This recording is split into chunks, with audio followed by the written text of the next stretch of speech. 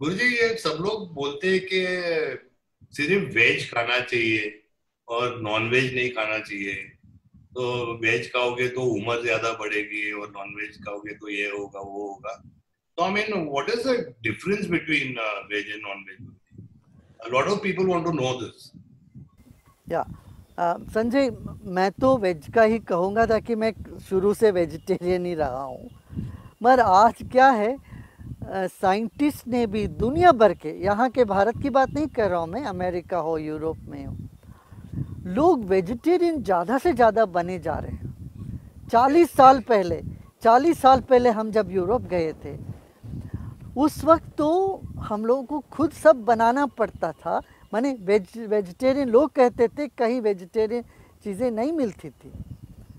अब हर जगह वेजिटेरियन नहीं, वीगन डाइट पर बहुत ज़्यादा जोर है। बोलते वीगन डाइट हो, वेजिटेरियन डाइट हो, वो शरीर के लिए बहुत अच्छा कहते हैं, और माइंड के लिए भी, नर्वस सिस्टम के लिए भी, माइंड के लिए भी एक क्लैरिटी लाती है। हमारा बॉडी भी फिजियोलॉजिकली देखा जाए, जितने वेजिटेरियन एनिमल्स हैं, जैसे गाय है, घोड़े है, हाथी है, इन सब में सलाइवा में एक सब्सटेंस होता है टैलिन। ये टैलिन जो है वो सिर्फ वेजिटेरियन एनिमल्स में होते हैं, और वो मनुष्य में भी है। तो कहते प्रकृति मनुष्य को वेजिटेरियन के लिए बनाया, ये कहते हैं। माने इसका मतलब नहीं है कोई और नॉनवेज खा रहे हैं वो तो गलत है, वो बेकार है, वो पाप कर रहे हैं, ऐसा तो नहीं है।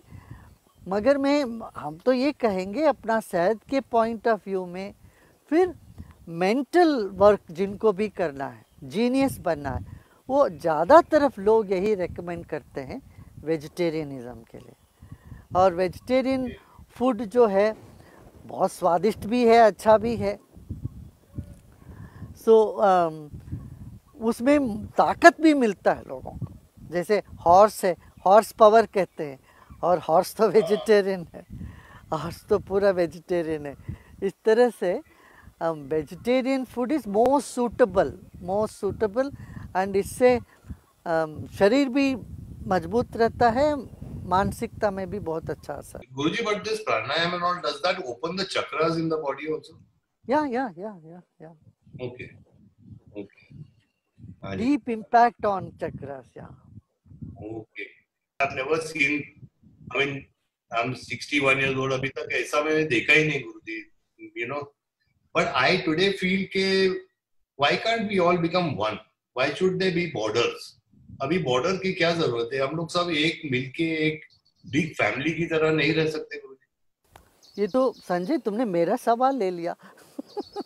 ये तो मेरा सवाल है। मैं हमेशा मैं सबसे यही पूछता हूँ, अरे भाई ज़िंदगी 2-4 दिन की बात है, और इसमें तुम बॉर्डर लगा के क्यों बैठे? हम सब एक है, भाव क्यों नहीं लेके आते हो? पूरी दुनिया एक है, और हमारे बड़ों ने, ऋषि मुनियों ने यही कहा, वसुधैव कुटुंबकम, पूरी दुनिया एक परिवार है बोला गया है। तो हमारा तो ऐसा मनोभाव है कि हम सब एक होके रहना है, मगर ये बात सबको नहीं समझ में आती है, और सबको समझाना भी हमें बहुत आवश्यक है, और ये बड़ा मुश्किल काम है। भाई एक व्यक्ति दोस्ती के हाथ बढ़ाता है, दूसरा व्यक्ति तलवार लेके बैठ जाता है, खड़ा हो जाता है, तो क्या करोगे? वो हाथ मिलाए तभी ना आपके हाथ मिला सकते हैं, इसलिए दूसरे व्यक्ति के हाथ से भी तलवार हटाना पड़ेगा। वो तलवार क्यों पकड़ा है, ये भी बड़ा इंटरेस्टिंग है। वो तलवार इसीलिए रखा है कि वो डरता है तुमसे, वो समझता है तुम दुश्मन हो। उनको ये समझ में आनी चाहिए कोई दुश्मन नहीं है, सब हमारे मित्र हैं, अपने हैं। तब उसके हाथ से भी तलवार गिर जाएगा, वो भी हाथ मिलाने तैयार हो जाएगा। जब तक इस तरह की भाव नहीं उठता है समाज में, अपनी आत्मरक्षा के लिए तो बॉर्डर्स बनी रहेगी। अब क्या हो गया, अब देखो मज़े की बात यह है, बॉर्डर्स और ज़्यादा बढ़ गई। अब महाराष्ट्र कर्नाटका के बीच में बॉर्डर मजबूत हो गया, और एक एक तहसील में एक कोरोना वायरस की वजह से बोलते दूसरे तहसील से किसी को इधर नहीं आने देते हैं। मगर मैं कहता हूँ ये सब टेम्पररी है, ये परमानेंट चीज़ तो नहीं है, मगर हमें तो ये काम करते रहना पड़ेगा, लोगों को इस बात से याद दिलाते रहना पड़ेगा कि हम सब एक हैं, हम सब एक परिवार के सदस्य हैं। ये बात हमको बार बार याद दिलाते रहना पड़ेगा।